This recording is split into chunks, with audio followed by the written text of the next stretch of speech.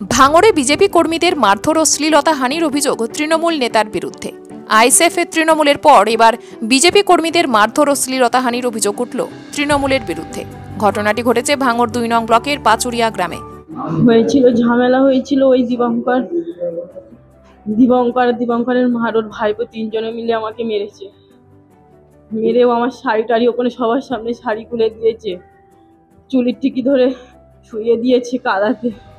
আমার বুকে লাথি মেরেছে, দীপঙ্কর ফাইট মেরেছে, বুক যন্ত্রণা করছে খুব।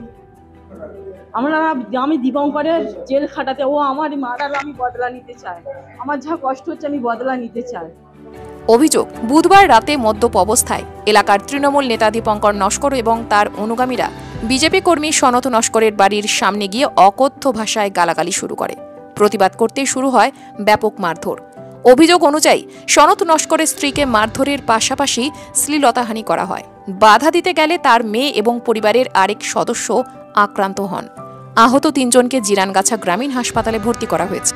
আমার পিসেমশাইকে খুব মার মেরেছে, পিসিকে খুব বাজে ভাষায় গালাগালি দিয়েছে দীপঙ্কর মদ খেয়ে এসে। আমার বাবা সেখানে ঢাকাতে গিয়েছে, ওরা পার্টি অফিসের ওনার কোনো হয়তো গুন্ডা ফুন্ডা নিয়ে এসে আমার বাবাকে খুব মার মেরেছে, খুব মার। এবার আমি থাকাতে গিয়েছি বলে ওনার ভাইপো, উনি, ওনার মা, ওনার বউ সবাই মিলে এসে আমাকে খুব মার মেরেছে। আমার মা সহ্য করতে না পেরে আমার মা গিয়েছে ওখানে।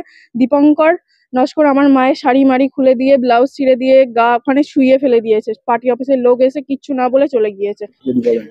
গত বিধানসভা থেকে আমরা আগে তৃণমূল করতাম, গত বিধানসভা থেকে তৃণমূলের সিস্টেম ভালো না বলে আমরা বিজেপিতে ঢুকেছিলাম।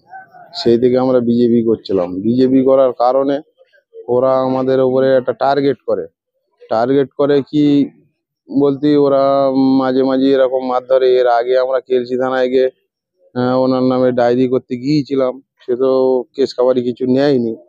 তা যাই হোক, নেয়নি। এখন আবার নতুন করে ফের বিধানসভা ভোট এসে গেছে, আমাদের দমাতে পারবে না বলে আমাদের পরিবারের উপরে আক্রমণ করছে।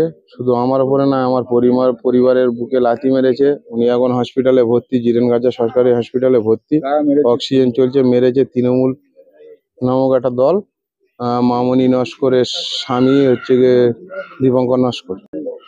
এখন ফের নতুন করে বিধানসভায় আছে, আমাদের দমনের চেষ্টা করছে মারধর করে। তা আমরা বিগত দিনে আমরা দেখে নেবো। আমরা থানার দ্বারস্থ হবো, আমরা ঝামেলা করার লোক না, আমরা থানার দ্বারস্থ হব। বিধানসভা ভোট আসছে, ওরা তো জানে যে এমনি হেরে যাব, যার জন্যে এইসব ছেলেগুলোর যদি মারধর করে বাড়ি ঢুকিয়ে রাখতে পারে, জানে কিছু একটা ওদের হবে। কিন্তু ওটা আমরা হতে দেবো না। মারধর খেয়ে হলেও আমরা প্রতিবাদ করবো। দিদি মেরেছে, বোনাইরি মেরেছে, সবাই মেরেছে। শুধু আমাদের দোষ একটাই যে আমরা বিজেপি করেছি, এই কারণেই আমাদের মারধর করেছে। আমার নাম সনত নস্কর, বিজেপি করি বলে আমাদের মারধর করেছে। জানা গিয়েছে, বিজেপি করার অপরাধেই সনত নস্করের পরিবারকে একাধিকবার নিশানা করা হয়েছে। এর আগেও দীপঙ্কর নস্করের বিরুদ্ধে থানায় অভিযোগ করেছিলেন সনত ও তার পরিবারের সদস্যরা। এই ঘটনার পর পোলেরহাট থানায় লিখিত অভিযোগ দায়ের করেছে আক্রান্ত পরিবার। অভিযোগের ভিত্তিতে পুলিশ তদন্ত শুরু করেছে।